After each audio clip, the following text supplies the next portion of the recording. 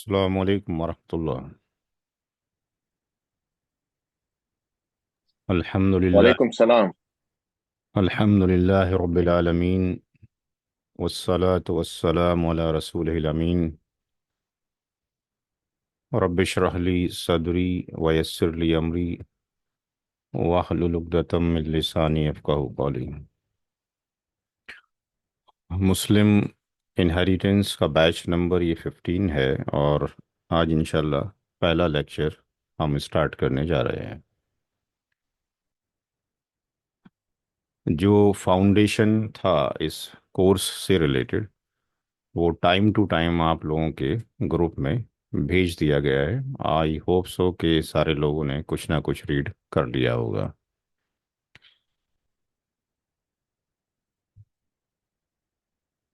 इब्ने माजा की हदीस नंबर 2719 है। अल्लाह के रसूल सल्लल्लाहु अलैहि वसल्लम ने इरशाद फरमाया, ओ अबू हुरैरा रदी अल्लाह अन्हु, वरासत का इल्म सीखो और सिखाओ। ये आधा इल्म है, ये भुला दिया जाएगा, और सबसे पहले यही इल्म मेरी उम्मत से उठा लिया जाएगा। तो इसमें जितने भी की पॉइंट्स हैं, अगर हम उसको देखते हैं तो ऐसा लगता है कि हम उसी फेज में एग्जिस्ट करते हैं जिसकी पेशेंगोई की गई थी। मुस्लिम इनहेरिटेंस के ऊपर थियोरेटिकल लेक्चर्स बहुत हैं, लेकिन कैलकुलेशन बेस्ड लेक्चर ना के बराबर हैं। मेरा जो फोकस है वो है कैलकुलेशन को कैसे सिंपल बनाया जाए, आसान बनाया जाए, ताकि नई जनरेशन को अंडरस्टैंड हो जाए। जो टर्मिनोलॉजीज हैं उसको मिनिमाइज करके सिंपल तरीके से कैसे अंडरस्टैंड किया जाए।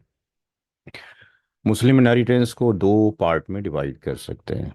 एक आप देख रहे हैं कि रूल्स ऑफ इनहेरिटेंस, ये लॉज हैं, प्री डिफाइंड हैं कुरान एंड हदीस के अंदर, इसको हम मॉडिफाई नहीं कर सकते हैं। बट दूसरा पार्ट है कैलकुलेशन ऑफ इनहेरिटेंस। ये वेरी कर सकता है पर्सन टू पर्सन। मैंने जो यूज़ किया है वो फ्रैक्शनल मैथमेटिक्स का addition, subtraction, division and multiplication के थ्रू मैंने इसको सॉल्व करने की कोशिश की है। कुरान करीम में 3 आयत करीमा हैं जो इनहेरिटेंस के सारे ही रूल्स एंड रेगुलेशंस को डिफाइन करती हैं। कुछ रूल्स वहाँ पे नहीं हैं जो कि अहादीस मुबारक से मिलते हैं, टाइम टू टाइम इंशाल्लाह सीखेंगे। आयत करीमा सूरा निसा की 11, 12 और 176। अन्निसा द वुमेन 11, 12 एंड 176 के अंदर सारे रूल्स प्री डिफाइंड है। हमको सिर्फ ये सीखना है कि किसको पहले शेयर्स जाएंगे, किसको बाद में जाएंगे, कैलकुलेशन का प्रोसीजर क्या होगा। तो इंशाल्लाह एक मैथमेटिकल कैलकुलेशन के थ्रू आज यहाँ पे सीखेंगे। कुरान करीम में जो शेयर डिफाइंड किए गए वो केवल इतने ही हैं। 1/2 का डिस्कशन है, 1/4 का डिस्कशन है, 1/8 का डिस्कशन है, 2/3, 1/3, 1/6। ये प्री डिफाइंड शेयर्स हैं, किसको कितना मिलता है कितना नहीं मिलता है, डॉक्यूमेंटेशन भेजे जा चुके हैं। टाइम टू टाइम इंशाल्लाह 3 महीने में कोर्स को फिनिश करने में लगेगा। उसका सिलेबस भी आई थिंक मैंने कल फॉरवर्ड आप लोगों की तरफ कर दिया है। आप लोगों ने उसको देख लिया होगा। 120 क्वेश्चन हैं जो इंशाल्लाह हम 3 मंथ में करेंगे। ये जो वारिसीन हैं, जो इनहेरिटर्स हैं, उनकी कैटेगरी डिफाइन की गई है। ये वो टर्मिनोलॉजी हैं जिनको पढ़ने से हम कतराते हैं और दूर भागते हैं। इन कैटेगरी को हम ये भी लिख सकते थे type 1, type 2, type 3, category 1, category 2, category 3। लेकिन जो इस्लामिक स्कॉलर्स ने जो इनके नाम डिफाइन किए हैं वो ये नाम है जबिल फरूज, जिसको हम शेयर्स या कुरानिक ईयर्स कह सकते हैं। जिनके हिस्से फिक्स्ड हैं कुरान एंड हदीस के अंदर, वो उनको हम शेयर्स या कुरानिक ईयर्स बोल सकते हैं। जिनके हिस्से फिक्स्ड नहीं हैं, इनको डिस्ट्रीब्यूट करने के बाद, सबसे पहले इनको डिस्ट्रीब्यूशन किया जाता है। इनको डिस्ट्रीब्यूट करने के बाद जो तरका या जो अमाउंट ऑफ द इनहेरिटेंस या स्टेट बच जाता है, वो फिर असाबात को, यानी जिसको हम रेसिड्यूरी बोलते हैं। इनकी भी मल्टीपल कैटेगरी होती हैं। मैंने एक बुक आपकी तरफ फॉरवर्ड किया है, सारे लोगों ने देख लिया होगा। 9 पेजेस इंग्लिश में थे और 9 पेजेस उर्दू के अंदर। मुस्लिम लॉज ऑफ इनहेरिटेंस या इस्लामिक लॉज ऑफ इनहेरिटेंस या इस्लामी कानून वरासत के नाम से। हम इस 3 मंथ के कोर्स में इसका डिस्कशन नहीं करेंगे, जो कि जबिल अरहम है, जो कि किंड्रेट है या यूटेराइन एयर्स है। हमारा डिस्कशन 3 मंथ में इन दो से रिलेटेड होगा।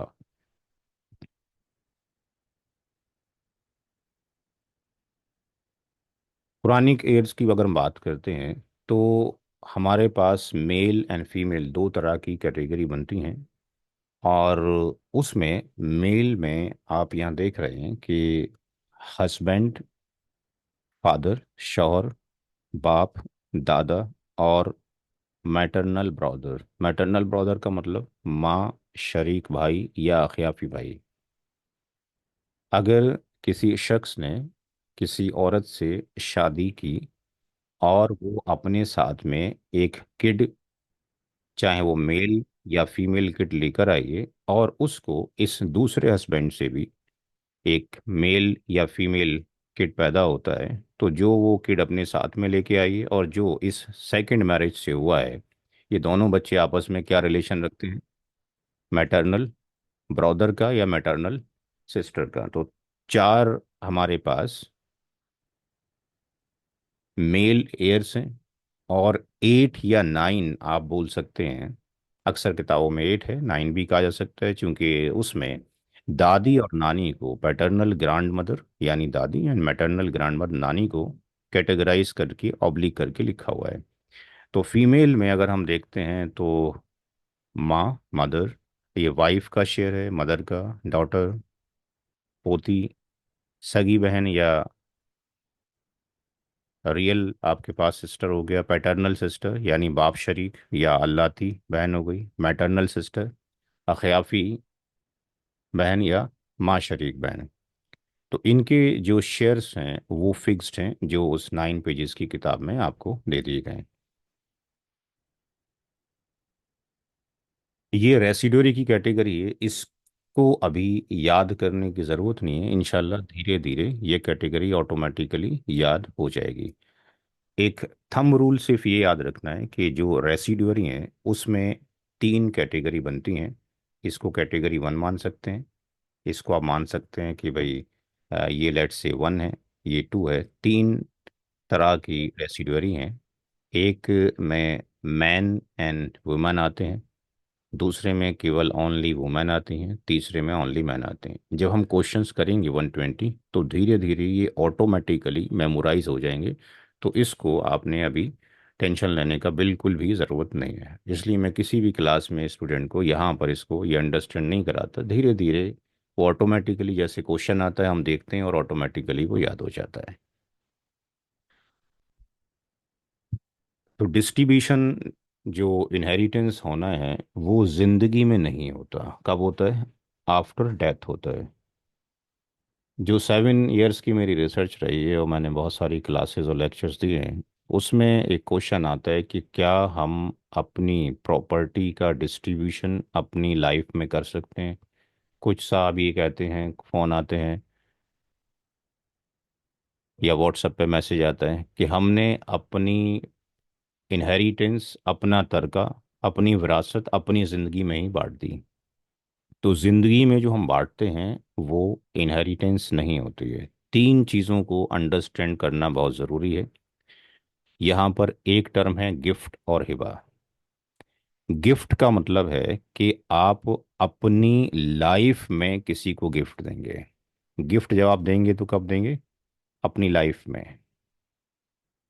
गिफ्ट आप किसी को भी दे सकते हैं, अपने किड्स को भी दे सकते हैं, अपने मदर को भी दे सकते हैं, फादर को भी दे सकते हैं, आपका कोई गैर मुस्लिम साथी हो उसको भी दे सकते हैं। गिफ्ट किसी को भी दिया जा सकता है। There is no limitation of the gift. Gift की कोई मुकर्रर या कोई लिमिट तय नहीं है, डिफाइंड नहीं है। इसके रेफरेंसेस आप यहाँ से इंटरनेशनल आदि से ले सकते हैं।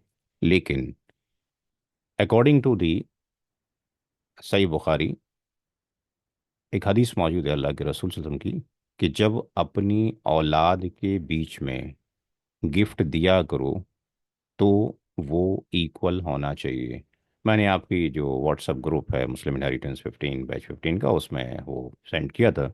नुमान बिन बशीर रदी अल्लाह तआला अन्हु की जो हदीस है कि वो अपने एक गुलाम को अल्लाह के रसूल सल्लल्लाहु अलैहि वसल्लम के पास लेकर आते हैं और चाहते हैं कि वो गवाह बन जाएं कि मैंने इस गुलाम अपने इस बेटे को दे दिया है। तो आपने फरमाया कि ऐसा गुलाम किसी और बच्चे को भी दिए?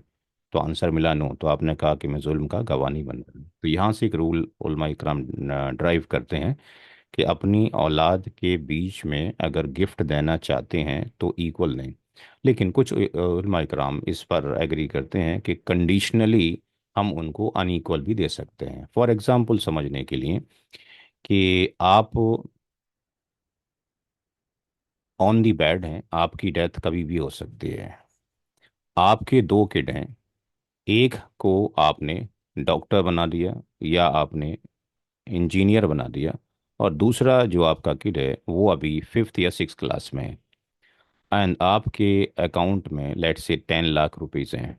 तो रूल तो ये था कि दोनों को इक्वल दिया जाता, लेकिन ये जो फादर है या मदर है वो ये देख रहा है या देख रही है कि हमारा बुलावा कभी भी आ सकता है, हालात ठीक नहीं है।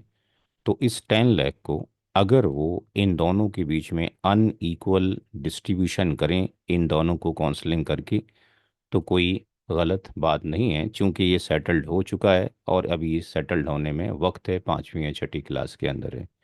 बट अगर बच्चे सारे सेटल्ड हैं आपके, तो अगर इक्वल गिफ्ट दिया जाए तो बेटर है, या वो एक पोजीशन के ऊपर हैं, एक लेवल्स के ऊपर हैं, तो इक्वल दिया जाए। बट अगर कंडीशनल है तो ऐसा दिया जा सकता है। ये हुआ गिफ्ट जो आप अपनी लाइफ में देते हैं। गिफ्ट का मतलब ये नहीं है कि आपने बोल दिया ये तुम्हारा हो गया।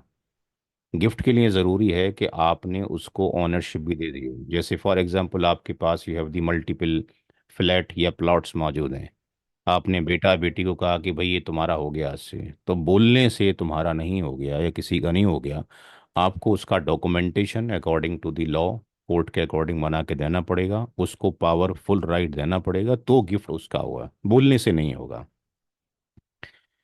तो गिफ्ट और जो हेवा है वो बेसिकली ट्रांसफर ऑफ प्रॉपर्टी है, ऑनरशिप है एक दूसरे से को देने की। लेकिन ध्यान ये रखना है कि किड्स के बीच में इक्वल करना है, और चाहे वो मेल हो या फीमेल हो, चाहे मेल किड्स हों या फीमेल किड्स हों या मेल फीमेल हों, तो उनके बीच में बराबर जाएगा। यहाँ पर दो पॉइंट्स याद रखने का है कि गिफ्ट जो है ये विल नहीं है, और ना गिफ्ट इनहेरिटेंस है। कुछ लोग ही कहते हैं कि हमने ज़िंदगी में ही इनहेरिटेंस दे दी। तो ज़िंदगी में जो इनहेरिटेंस दिया है वो इनहेरिटेंस नहीं दिया है, वो आपने क्या दिया है?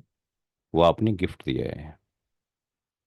इनहेरिटेंस आपकी डेथ के बाद ही होगी, यानी distribution of inheritance after the death ही होता है, अपनी ज़िंदगी में नहीं हो सकता है। दूसरा जो पॉइंट याद रखना है वो है इस्लामिक विल, जिसको आप वसीयत बोलते हैं, जिसके रेफरेंसेस कुरान और हदीस में आप यहाँ से ले सकते हैं। एक मिथ ये है कि हम विल मरने से पहले विल कर जाते हैं कि भाई हमने अपने इस बेटे को दे दिया और इस बेटी को दे दिया। तो याद रहे कि जिनके हिस्से अल्लाह ताला ने फिक्स्ड कर दिए हैं, मुकर्रर कर दिए हैं, वो फिक्स शेयरर बन गए। जिनको वरासत में स्टेट में हिस्सा मिल रहा है अकॉर्डिंग टू द इस्लामिक शरिया, उनके लिए वसीयत नहीं की जा सकती है। ये भी मैंने आपको हदीस भेज दी है आपके व्हाट्सएप ग्रुप के अंदर। हम अपने वारिसों के लिए विल नहीं कर सकते, क्योंकि कुरान करीम में आयत करीमा 4:7 के अंदर अगर आप पढ़ते हैं, ले रिजाल नसीब मम्मा तरकल वालिदाने से, उसमें आप ट्रांसलेशन देखिए। आयत नंबर 11 आप पढ़ते हैं, 4:11, यूसी कौमुल्ला का वर्ड है, वसीयत मिनल्ला का वर्ड है, फरीदत मिनल्ला का वर्ड है। तो ये अल्लाह ताला की वसीयत है रिलेटिव्स के लिए, भाई बहन के लिए, वालिदैन के लिए, बीवी बच्चों के लिए, कि किसको कितना शेयर जाएगा। तो उसको हम इस्लामिक विल नहीं कर सकते जो हमारी औलाद है। या जिनको वालिदैन को शेयर जा रहा है, जिसको भी इस्लामिक इनहेरिटेंस के अकॉर्डिंग शेयर जा रहा है, उसको हम क्या नहीं कर सकते, वसीयत नहीं कर सकते। तो वसीयत भी क्या है, यानी इस्लामिक विल जिसको हम बोलेंगे, जनरली विल बोलेंगे तो गलत हो जाएगा, क्योंकि विल इन जनरल जो हिंदू एक्ट के अकॉर्डिंग है, विल का मतलब वो किसी को भी विल कर सकते हैं और उसका हो गया। इस्लामिक शरीयत के अंदर अगर किसी ने अपने बेटे के लिए विल बनाई, माँ के लिए विल बनाई, अपनी बीवी के लिए विल बनाई, तो विल वो इनवैलिड है, क्योंकि विल उसके लिए एप्लीकेबल नहीं होगी, क्योंकि उसके अकॉर्डिंग जो आपने देना है तो अपनी ज़िंदगी में गिफ्ट दे सकते थे। विल आप राइट करते हैं अपनी ज़िंदगी में, और उसका जो एग्जीक्यूशन होता है, जो इम्प्लीमेंटेशन होता है, आफ्टर योर डेथ होता है। तो ट्रांसफ़र ऑफ जो प्रॉपर्टी है आफ्टर डेथ होगी विल के केस में, लेकिन ये किसके लिए नहीं होगी, ये एलिजिबल नहीं हुआ कौन, जो हमारे एयर्स मौजूद हैं, यानी जो उधर आपके पास लिस्ट दिखाया, फेर 4 मेल हैं और वो 8 या 9 फीमेल हैं। विल अगर किसी को करना चाहते हैं तो उसकी एक लिमिट बांध दी गई है, कितना, 1/3। और ये हदीस भी मैंने आपको भेजा है कि विल 1/3 से ज़्यादा की नहीं कर सकते, क्योंकि अल्लाह ताला ये नहीं चाहता कि आपकी जब डेथ हो और आपकी डेथ के बाद आप सब कुछ विल कर दें और आपकी औलाद जो है बेकारी बन जाए, उसके हाथ में कटोरा आ जाए। ये शरीयत नहीं चाहती है। तो मैक्सिमम विल की लिमिटेशन 1/3 है, इससे कम भी की जा सकती है, ये किसी फलाही काम में की जा सकती है। अब यहाँ पर एक की पॉइंट्स याद ये रखना है कि जो विल है वो कितनी स्टेट पर अप्लाई होगी। क्या मेरे मरने के बाद मेरी जो कार है, कोठी है, बंगला है, बिट्स कॉइन्स हैं, शेयर्स, मार्केट के अंदर पैसा लगा हुआ है, प्लॉट है, फ्लैट है, फार्मिंग लैंड है, तो उसकी क्या होल कॉस्ट के ऊपर विल अप्लाई होगी? आंसर इज नो, ये उसके ऊपर अप्लाई नहीं होगी। विल कब अप्लाई होगी, इसका एक फार्मूला जो भी अभी आगे आके पढ़ेंगे हम। तो विल अप्लाई होगी जब उसमें से मेरी डेथ के बाद मेरा जो फनरल एक्सपेंसेस है, कफन दफन का खर्च निकाल दिया जाएगा। और अगर मेरे ऊपर किसी का कर्ज था तो वो कर्ज रिटर्न करने के बाद, और मेरा जो कफन दफन था उस पे जो एक्सपेंसेस है, उन दोनों को जोड़ने के बाद जो अमाउंट बचेगा उस पर 1/3 विल अप्लाई की जाएगी। तीसरा पार्ट है इनहेरिटेंस। गिफ्ट था, आप अपनी ज़िंदगी में ख़रीदते हैं, आप उसके मालिक होते हैं, किसी को ट्रांसफ़र कर देते हैं, उसको मालिक बना देते हैं। जो विल थी आप ज़िंदगी में लिखते हैं, लेकिन वारिसों के लिए विल नहीं लिखी जा सकती, नॉन ईयर्स के लिए लिखी जा सकती है, मैक्सिमम लिमिटेशन 1/3 है। इनहेरिटेंस यानी जो कि मिरास है, ये भी ट्रांसफ़र ऑफ प्रॉपर्टी है, ये आपकी डेथ के बाद होगी, और इसके अंदर वही कवानीन, वही लॉ काम करेंगे जो इस्लामिक शरीयत ने, यानी मुस्लिम लॉज ऑफ इनहेरिटेंस ने हमें दिए हैं। इनहेरिटेंस यानी तरके का जो डिस्ट्रीब्यूशन होगा वो क्या पूरे ही स्टेट के ऊपर होगा? नहीं, इसमें से 3 एक्सपेंसेस आप माइनस करेंगे। एक, कफन दफन का खर्च, दूसरा कर्ज, और तीसरा जो विल की गई होगी। विल करना कंपलसरी नहीं है, इट्स नॉट मैंडेटरी कि बंदे के पास जो शख्स मर रहा है वो कर्जदार भी हो, तो ये दोनों ज़ीरो हो जाएंगे, जाहिर सी बात है। एक्सपेंस फर्नल का एक्सपेंस निकालने के बाद ही उसका डिस्ट्रीब्यूशन ऑफ इनहेरिटेंस उसके वारिसों में कर दिया जाएगा। अब यहाँ से हम चलेंगे मैथमेटिकल कैलकुलेशन के ऊपर, जहाँ पे आपने फोकस करना है। हर एक शख्स के पास ये 4 मरहले आने हैं, मेरी डेथ हो या आप में से किसी की भी डेथ हो। पहला काम, कफन दफन, ये होना ही होना है। कर्ज अगर नहीं है तो इसको ज़ीरो रखा जा सकता है फार्मूले में। विल मैंडेटरी नहीं है, बट स्कॉलर सेज के कुरान करीम में बार बार सूरह निसा की आयत करीमा 11 के अंदर 4:11 में एक बार विल का डिस्कशन है, और 4:12 में 3 टाइम्स डिस्कशन है। इसका मतलब ये है कि if you have the excess money, और आप ये देखते हो कि मेरे को किसी को विल करने के बाद मेरी औलाद के लिए भी बहुत है, भरपूर आपके पास मनी है, टू मच मनी है, तो उसको विल कर देना चाहिए ताकि दूसरे लोगों का भला हो जाए और आपके लिए आखिरत का एक ज़ख़ीरा बन जाए। ये थर्ड पॉइंट पे करना है और ये फोर्थ पॉइंट पे करना है। अब यहाँ पर ये एक फार्मूला हम यूज़ करेंगे, कुछ टर्मिनोलॉजीज हैं यहाँ पे जिसको समझना है। टीपीए का मतलब है टोटल प्रॉपर्टी अमाउंट, फर्ज कर लीजिए कि टोटल प्रॉपर्टी जो अमाउंट है मेरी डेथ के बाद या किसी की डेथ के बाद, फॉर एग्जांपल 1 लाख रुपीस उसने छोड़ा है, उसके कफन दफन पे यानी फनरल जो अमाउंट है, FA, लेट से 10,000 खर्च हो गया उसके ऊपर।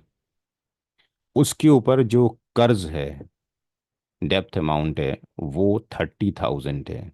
Now the question is that will amount में कैसे निकालूं? तो विल के लिए एक फार्मूला है, हाउ टू कैलकुलेट विल।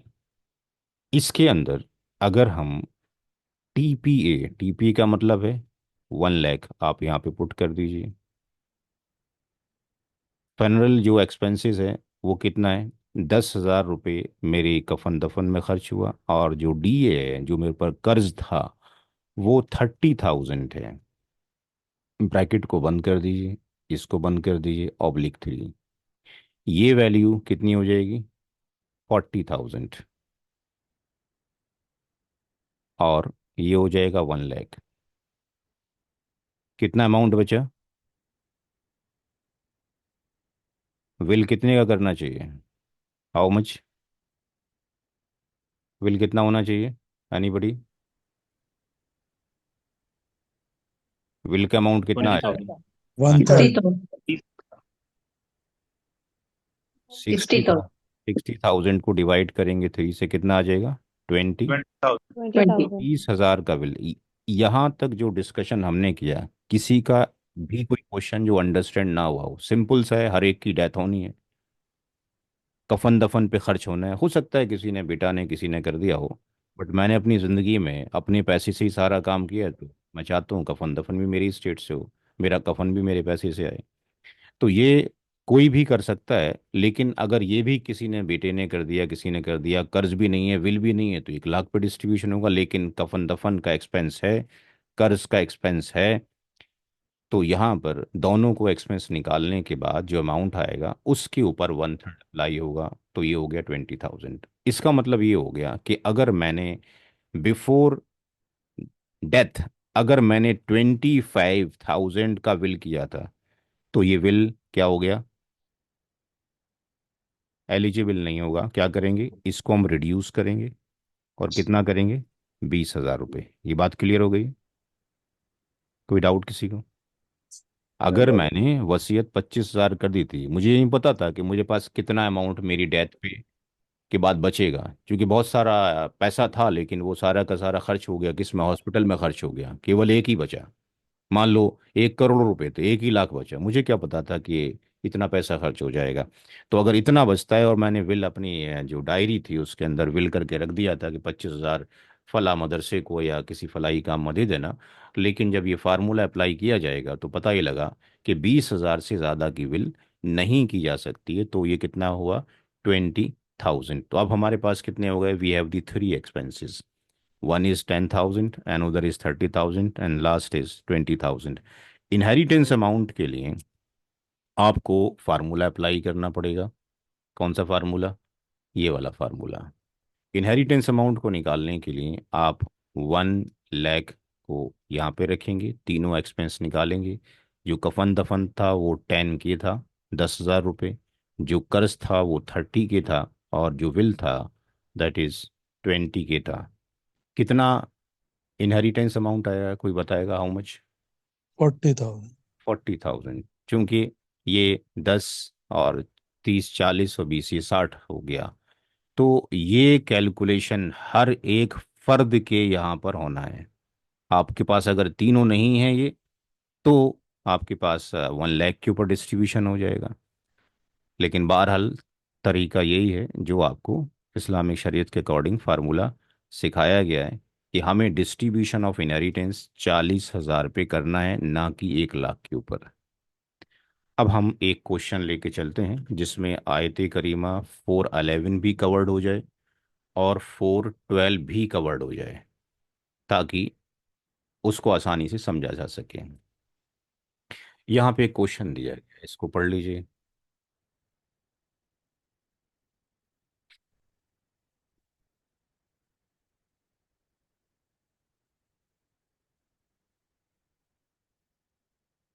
इस क्वेश्चन में कहा गया है कि डेथ किसकी हुई है? शौहर की डेथ हो गई है।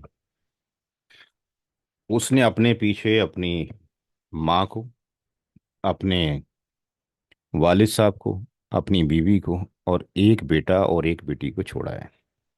और हम अपना मान लेते हैं कि भाई जो हमारा इनहेरिटेंस जो अमाउंट है वो कितना है, 40,000 है, जो अभी हमने निकाला है फॉर एग्जाम्पल, उसी को कैलकुलेट करते हैं। सबसे पहला स्टेप इसमें 5 स्टेप्स पे हमें काम करना है और तकरीबन 20-25 मिनट सवाल को सॉल्व करने में लग जाएंगे। स्टेप नंबर 1,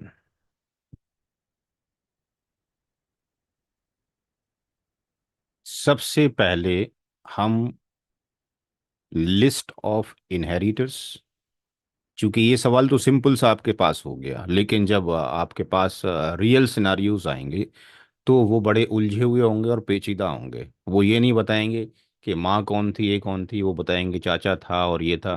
तो हमें उसमें से वो निकालना है कौन किसकी मदर है, कौन किसका फादर है, किसकी डेथ पहले हुई, किसकी डेथ बाद में हुई। तो हमें उसके अकॉर्डिंग यहाँ पे लिखना पड़ेगा कि जब डेथ हुई है हस्बैंड की, जिसका नाम ये था, तो उसने अपने पीछे किस किस को छोड़ा। List of inheritors.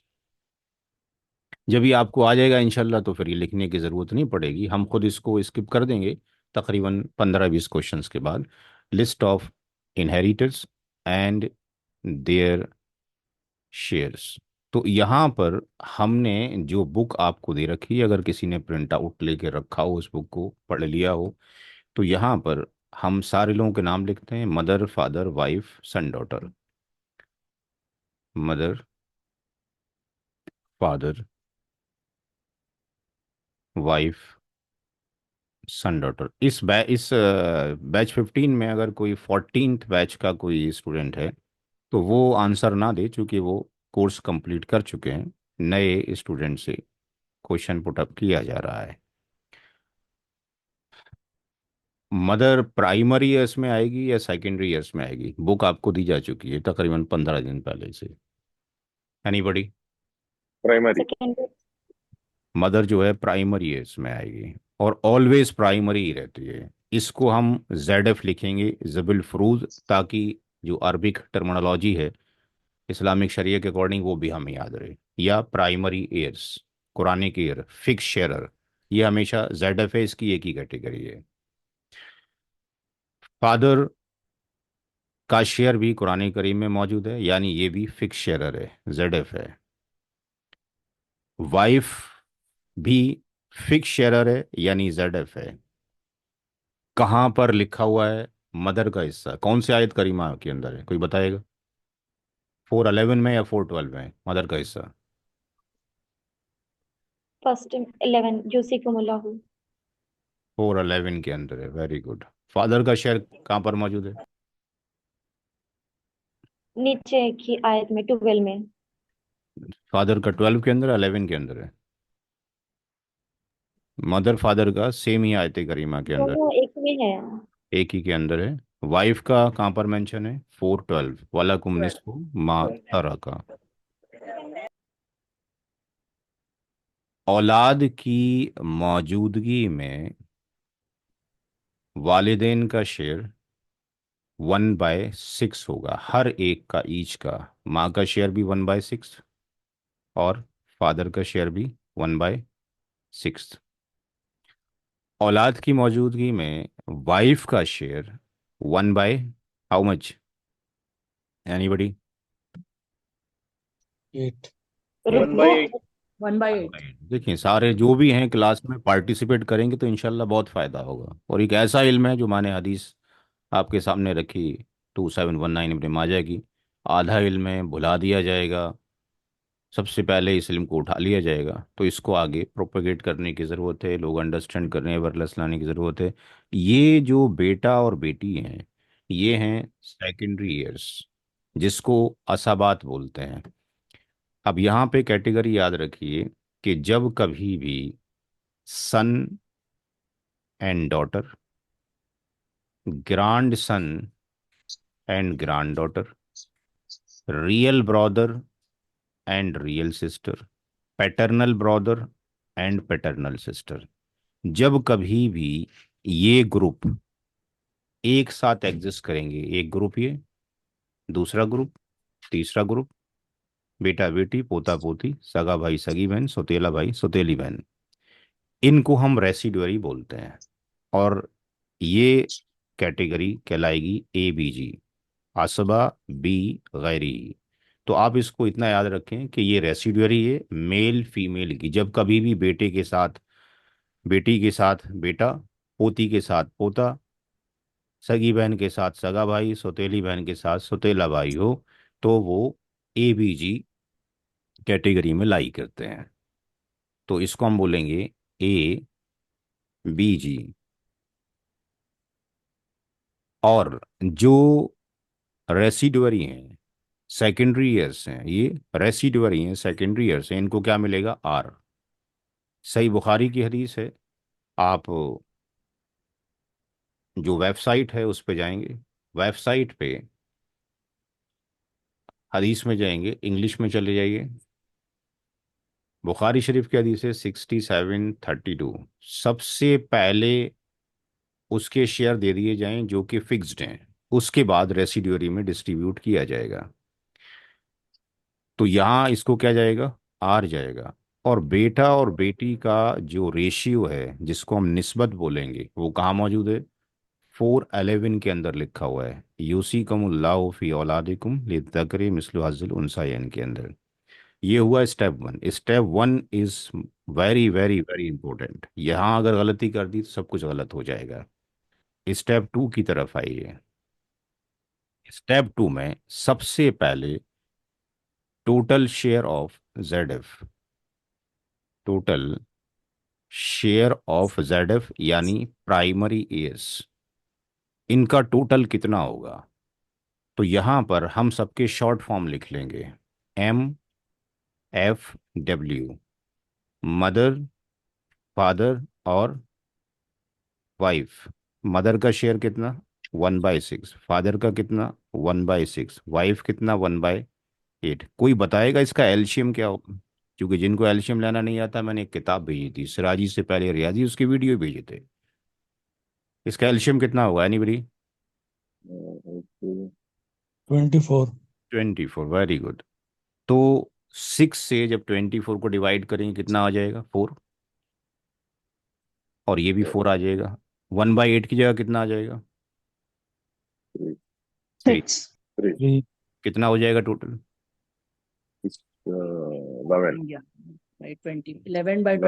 11/24। यानी मेरी डेथ के बाद मेरा जो तर्का या अमाउंट बचा, तीनों एक्सपेंसेस निकालने के बाद, उसमें से 11/24 माँ, बाप और बीवी को चला गया। Come to the step number 3।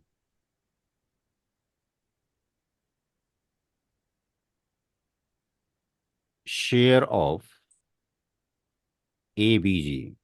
अब ए बी जी हमने कैटेगरी, ये कॉमन हेडिंग डाल दिया, चाहे वो बेटा बेटी हो, पोता पोती हो, पड़पोता पड़पोती हो, real brother real sister, paternal brother paternal sister. इसके अंदर 5 स्टेप्स आएंगे। पहला स्टेप, शेयर लेफ्ट फॉर, किसके लिए? सन को एस लिखेंगे और डॉटर को डी लिखेंगे। ये क्या निकाल रहे हैं? हम आर निकाल रहे हैं। क्या निकाल रहे हैं? R. We are calculating the R. ये होगा मेरे पास। मैथमेटिक्स आप लोगों ने काफ़ी ने पढ़ा है, चूँकि सबने लिख के भेजा गया है, क्वालिफिकेशन है। तो मैथमेटिक्स के अकॉर्डिंग ये आपके पास होल है। ये पूरा क्या है? होल है, एक रोटी है। और इसका इतना पार्ट अगर कोई बच्चा खा जाता है तो उसका क्या किया इसने? एक फ्रैक्शन खाया, यानी 1/4 पार्ट खाया। तो कितना बचा? 3/4 पार्ट इसका बचा। यही चीज़ यहाँ से निकालनी है। मेरी पूरी जो मालियत थी वो उसको एक माना जाएगा, एक तरका, उसमें से किया जाएगा minus total share of primary S या जेड एफ। तो 1 में से आप 11/24 को माइनस कर दीजिए। ये 24 आ जाएगा। यहाँ पर क्या लिखूं? क्या वैल्यू आएगी यहाँ पर? 24. 24 माइनस हाउ मच कितना आएगा? 11. 11 हाउ मच कितना हो गया आंसर? 13 by 24. 13/24 तो दैट इज द वैल्यू जो बेटा और बेटी में तकसीम होगी। Now step B of the third step, ratio between ratio between son and daughter. Son and daughter का जो रेशियो है वो S:D इक्वल टू 2:1 है। यानी ये इनका रेशियो है या निस्बत है जो ये शेयर बचा है 13/24। पार्ट सी में निकाला जाएगा एडिशन ऑफ रेशियो। ये फाउंडेशन इसलिए तैयार किया जा रहा है कि जब आप एक टॉपिक पढ़ेंगे multiple death in a period of time, जिसमें पांच पांच या छः छः डेथ हो चुकी हैं, इतने जनरेशन निकल चुके हैं, उसके बाद आप डिस्ट्रीब्यूशन करना चाहते हैं, तो जब तक ये फार्मूलेज आपको नहीं पता होंगे फिर गलतियां शुरू हो जाएंगी। तो एडिशन ऑफ रेशियो का मतलब हो गया S+D इक्वल टू 2+1 = 3। अब हमें निकालना है किसका? Share of daughter. हमें निकालना है शेयर ऑफ डॉटर और शेयर ऑफ सन। तो यहाँ पर उसको अगले पेज पर हम ले लेते हैं, क्योंकि यहाँ पे फार्मूला छोटा हो जाएगा। डी पार्ट यहाँ ले लेते हैं, शेयर ऑफ सन ये होगा R multiplied by ratio of son, बेटे का निस्बत ऑब्लिक एडिशन ऑफ रेशियो। अब जो वैल्यूज थी सारी उसको आपने यहाँ पे पुटअप करना है। आर की वैल्यू कितनी बची थी? How much? 13 by 24। बेटे का रेशियो कितना है? 2। और एडिशन ऑफ रेशियो कितना है? 3। अब इसको आप सिंप्लीफाई कर लीजिए। अब देखिए यहाँ पर हो सकता है कि इस ग्रुप में कोई आलिम दीन भी हो, मदारिस से ही फारिग हो। अफसोस ये है जिसको हम लोगों ने आपके साथ मिलके, जिनको मैथमेटिक्स आता है, उन मदारिस के उलमा इकराम को या बच्चों को बच्चियों को सिखाना है। क्योंकि अगर मैथ नहीं आएगा तो फिर हम तरके का डिस्ट्रीब्यूशन कर ही नहीं सकते। अगर ये छोटा सा सवाल भी आप मदारिस के बच्चों को देते हो तो वो इसको सॉल्व नहीं कर पाते। रीज़न इज़ दैट कि मदारिस में मैथमेटिक्स नहीं पढ़ाया जाता।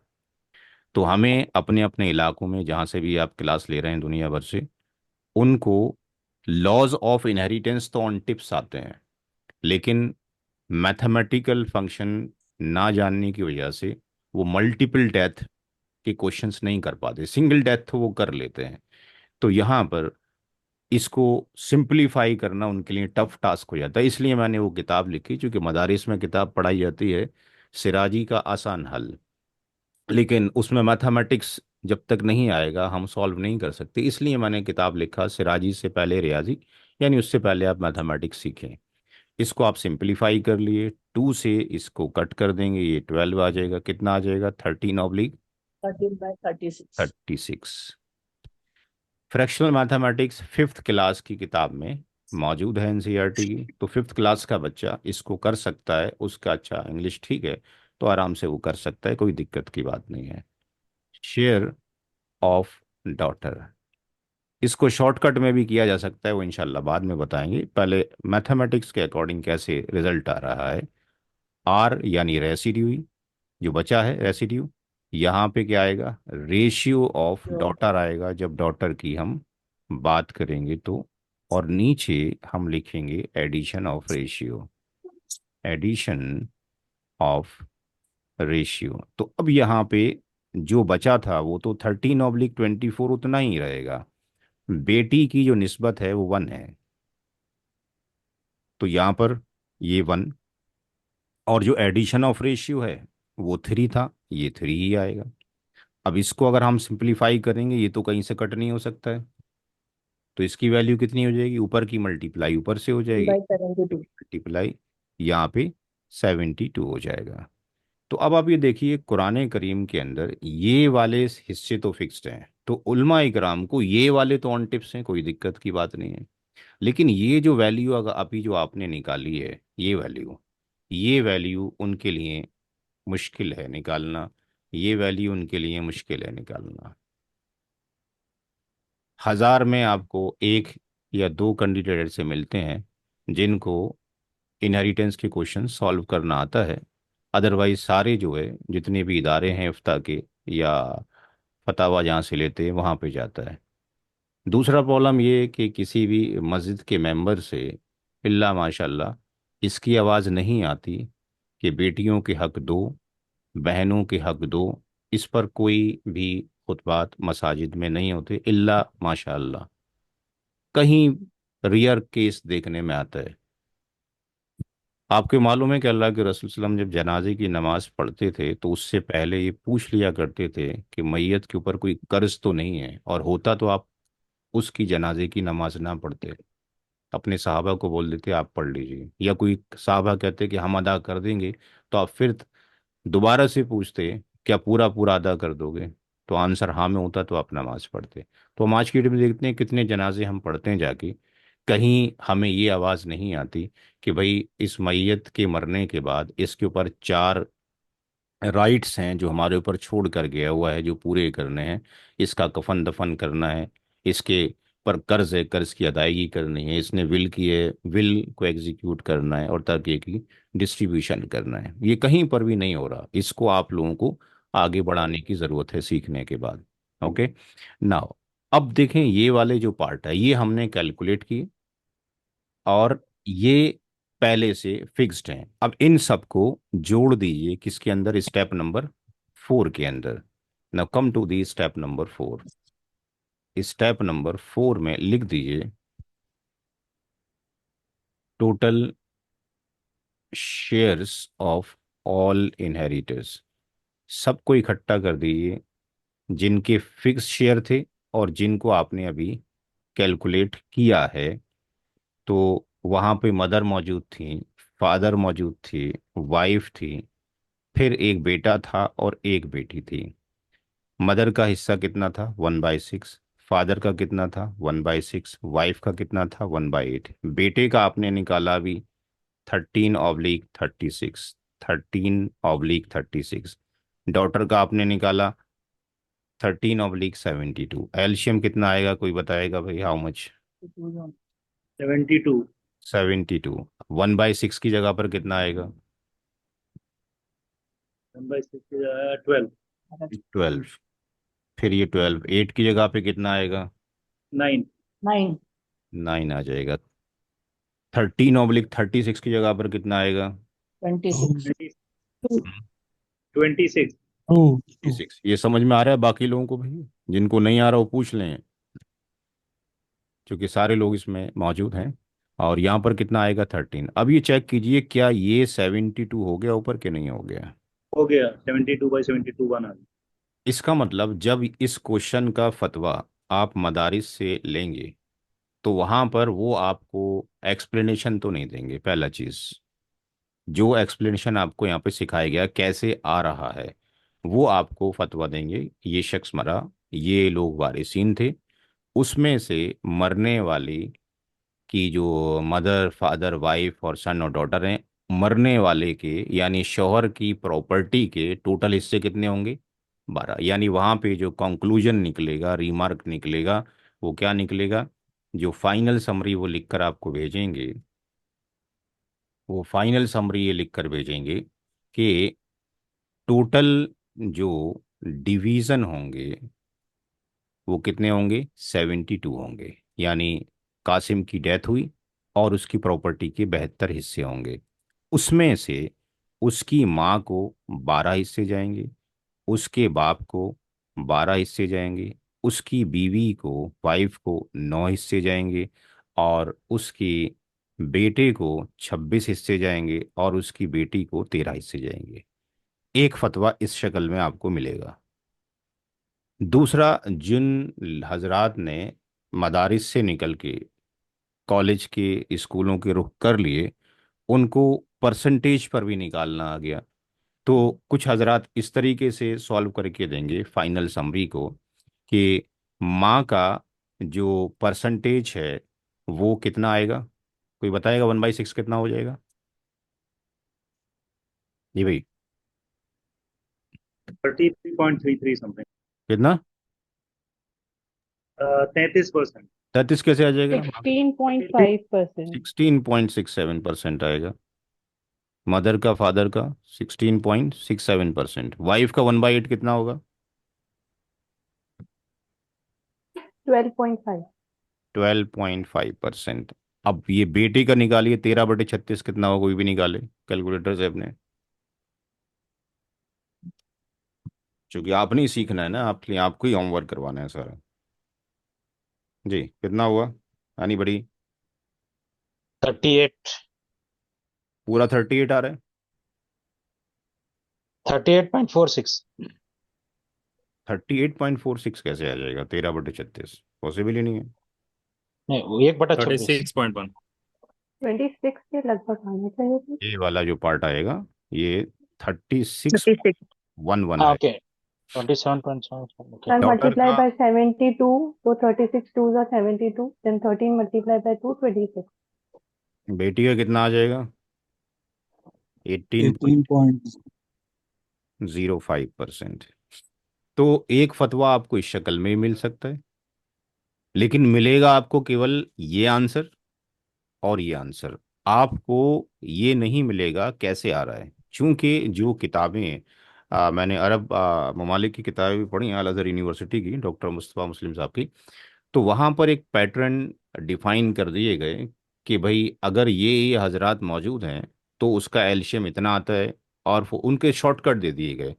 तो जो लोग शॉर्टकट सीख लेते हैं वो शॉर्टकट से दे देते हैं, लेकिन जब मल्टीपल डेथ आ जाती हैं तो फिर हज़ारों में से एक ही उल्मा होता है जो उसको सॉल्व करने की कैपेसिटी रखता है। इन जनरल सॉल्व मसाजिद में नहीं हो पाता। तो ये प्रोसीजर आपको आना चाहिए। हमें उन लोगों को मैथमेटिक्स सिखाना है और उन लोगों से रूल्स ऑफ इनहेरिटेंस हमने सीखने हैं, क्योंकि बिना उल्मा इकराम की सरपरस्ती के कोई काम नहीं हो सकता है।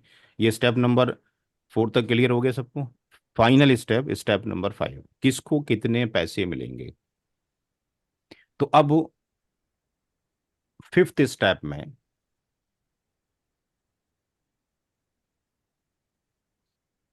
Share of each inheritor in amount. अब हम अमाउंट में उसको लेकर आ रहे हैं, तो हमारे पास 1 शेयर का अमाउंट कितना होगा, पहले हमें ये निकालना है। हमारे पास इनहेरिटेंस अमाउंट कितना था, ऑब्लिक टोटल डिवीजन कितने थे। तो इनहेरिटेंस अमाउंट कितना था, कितना निकाला था हमने? 40,000। 40,000. और टोटल डिवीजन कितने हैं? 72। एक हिस्सा कितने का आ गया, कोई निकालेगा? How much? 40,000 को डिवाइड कर दें इससे, 72 से, कितना लिखूं वैल्यू? 555. 555.555 ही आएगा ये। तो अब मैंने लिखना है अपनी माँ का हिस्सा। मेरी माँ को कितना जाएगा? माँ को कितने हिस्से जा रहे हैं? 12। तो 12 की मल्टीप्लाई अगर मैं 555 से कर दूं तो मदर को कितने हिस्से जा रहे हैं? कैलकुलेट करें जरा। फादर को सेम ही जाएगा। वाइफ को कितने जा रहे हैं? 9 हिस्से जा रहे हैं। Double six double six double six double, double six ये 6 7, पॉइंट सिक्स. ये पाँच पाँच छः हो गए हैं, 2 बार आएगा। डबल सिक्स और ये 6 7 हो जाएगा, इनका भी डबल सिक्स 6। 0.6. एक पॉइंट हट जाएगा यहाँ से, 2 बार डबल 6 हो जाएगा और 6 7। वाइफ का कितना आ रहा है? 4999. 4999, फिर ये 99 गया होगा, यानी 5,000 के आसपास। सन का कितना आ रहा है? सन को कितने हिस्से जाने? 26 हिस्से जाने हैं। सन का कितना आ रहा है? डॉटर को 13 जाना है। 14. 14,444.43. 4 4। डॉटर कितना जा रहा है? इसका 7222.215. 7 2 2, फिर आगे 0.215. पॉइंट 215. 215। अब इसको अगर आप जोड़ेंगे तो देखें अप्रोक्सीमेटली क्या ये 40,000 आ रहा है, ज़्यादा तो नहीं हो गया क्या? चेक करें।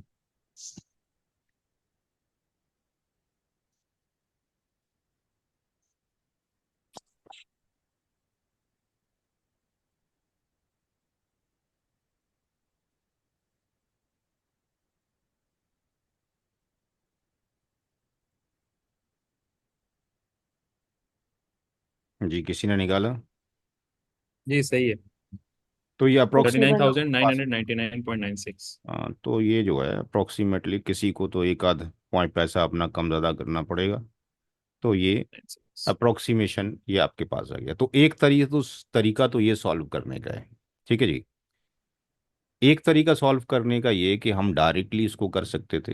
जब हमें ये पता लग गया कि माँ का हिस्सा कितना है 1/6, 1/6. फादर कितना है 1/6, But वाइफ कितना है 1/8, इनको तो इतना जाना ही जाना है। इसको 40,000 से डिवाइड कर दो जरा फटाफट, कितना आ गया? 666.666. सेम ही आ गया। इसको भी किया, ये भी सेम आ गया 666667। और 40 से करोगे इसका एग्जैक्टली 5,000 आ जाएगा। तो जो वैल्यू आ रही थी वो ठीक हो जाएगी, ठीक है जी। अच्छा, अब जो सन था उसका निकला कितना, 13 बटे कितना था 26 है, 13/26। अब यहाँ पे जो निकालना है इन सबको जोड़ लो कितना बचा, और उसको भी आसान तरीके से निकाला जा सकता है। कितना हो गई वैल्यू इसकी निकालने के बाद? ये कितना आ गया, जोड़ें जरा इसको।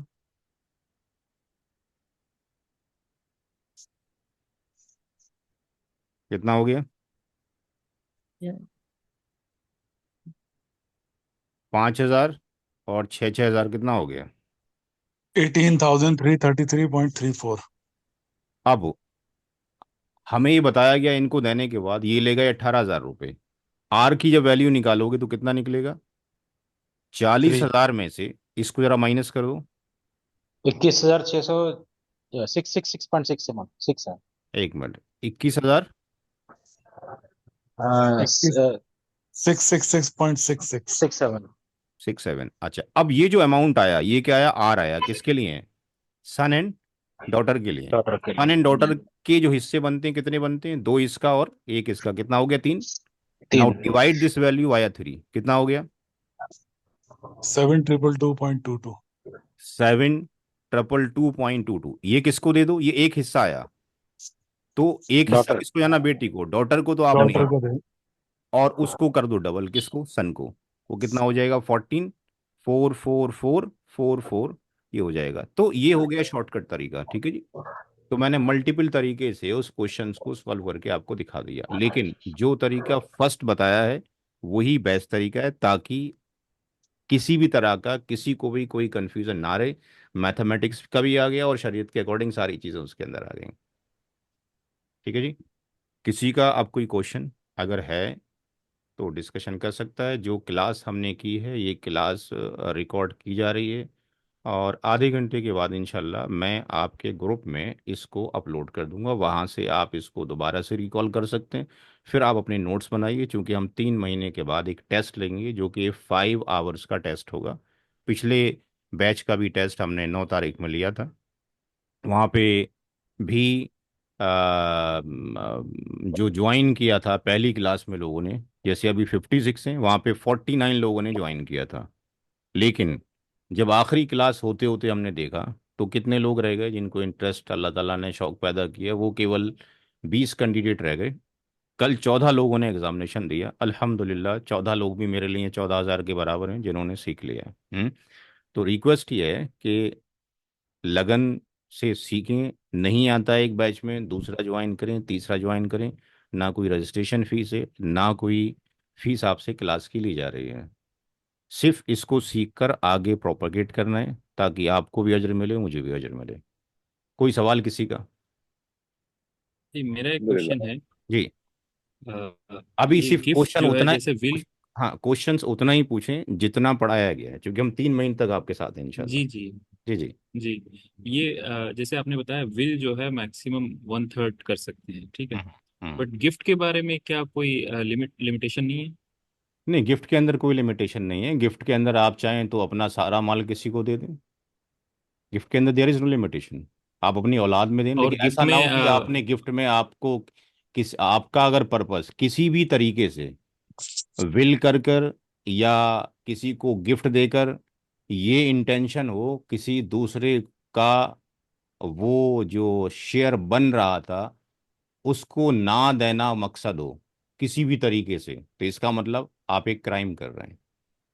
इब्ने मिशकात शरीफ की हदीस है कि अगर किसी ने किसी शख्स की मीरास काटी तो अल्लाह ताला रोज़े क़यामत उसकी जन्नत की मीरास काट देगा। तो याद ये रखना है कि ऐसा तो अटेंशन नहीं है कि भाई मैं अपना गिफ्ट जो है सारा जो है अपनी बीवी के नाम कर जाऊं, या सारा गिफ्ट मैं अपने एक बेटे के नाम कर दूं, क्योंकि दूसरा बेटा तो मुझे पसंद ही नहीं करता, उसका जो नेचर है वो ठीक नहीं है, वो गालियां बकता है, मारता पीटता है। तो इस तरीके से हम किसी भी औलाद को आंक नहीं कर सकते हैं। तो ये इंटेंशन ना हो, गिफ्ट कम ज़्यादा दे सकते हैं, किसी को भी दे सकते हैं, लेकिन ऐसा ना हो कि आपकी अपनी औलादें महरूम रह जाएं और आप गिफ्ट किसी को और पकड़ा दो। क्योंकि आपके माल का पहले जो अल्लाह की इबादत के बाद अल्लाह ताला ने कहा कि मेरा शुक्र अदा करो, अपने वालिदैन का करो, और फिर आपके बीवी बच्चे हैं। तो हमारे पास एक दायरा है, सर्किल है। हमारे पेरेंट्स का सर्किल आपके पास मौजूद है, हमारे वाइफ का मौजूद है, हमारे बच्चों का मौजूद है। ठीक है, तो ऐसा ना हो कि इस दायरे से निकल के आगे तो एक्सपेंड किया जा रहा है दोस्तों में, साथियों में, और ये सारी चीज़ों के महरूम रह जा रहे हैं। ऐसा कोई पार्ट नहीं होना चाहिए। गिफ्ट के लिए कोई लिमिटेशन नहीं। जी जज़ाकल्लाह। और किसी कोई सवाल भाई? इंशाल्लाह सर धीरे धीरे ग्रुप में सवाल जाते रहेंगे। और ऐसा नहीं है कि हफ्ते में जो क्लास, आज तो चूंकि पहला दिन है इसलिए आपको छोड़ दिया जा रहा है, क्योंकि आपको होमवर्क अभी नहीं दिया जा रहा है, लेकिन बीच बीच में डे बाई डे में आपको बीच बीच में छोटा छोटा होमवर्क ऑब्जेक्टिव टाइप देता रहूँगा इंशाल्लाह। जी बोलें। ये हदीस का रेफरेंस दोबारा बता देंगे जो आपने अभी बताया था, जिसमें मिरास में हमें किसी कमी नहीं करनी है। ये मेरी एक किताब है। हम्म हम्म, आप साइट पे जाएंगे जी। और अबाउट में जाएंगे, ऑथर में जाएंगे, और यहाँ पे जाएंगे। ये हमने प्रोग्राम चलाया था रमज़ानों में, इसमें हमने 30 इसमें हमने 30 दिन के 30 पीपीटी बनाई है, जो हर रोज़ हर रमज़ान में भेजते हैं जब भी आता है। इसमें आप जाइए और यहाँ पर आपको मिलेगी, देखिए यहीं मिल गई, 3078। जज़ाकल्लाह खैर। और किसी कोई क्वेश्चन? सिर्फ आपने इस किताब को फॉलो करना है अभी, जो ये वाली बुक है, इस्लामिक लॉज ऑफ इनहेरिटेंस, और यही उर्दू में, यही इसमें, बाकी जो आपको पढ़ाया जा रहा है इंशाल्लाह धीरे धीरे धीरे सब कुछ आ जाएगा। बाकी मेहनत जितना पढ़ाया गया है उसको होमवर्क पूरा करते रहिए, अपनी कॉपी बना लीजिए, ताकि लोगों को सिखाने का भी अमल साथ में लाना है। क्लास फिर फिनिश करते हैं इंशाल्लाह, आधे घंटे के बाद ये आपके ग्रुप में अपलोड हो जाएगा। अस्सलाम वालेकुम वरहमतुल्लाह। सलाम वरहमतुल्लाह।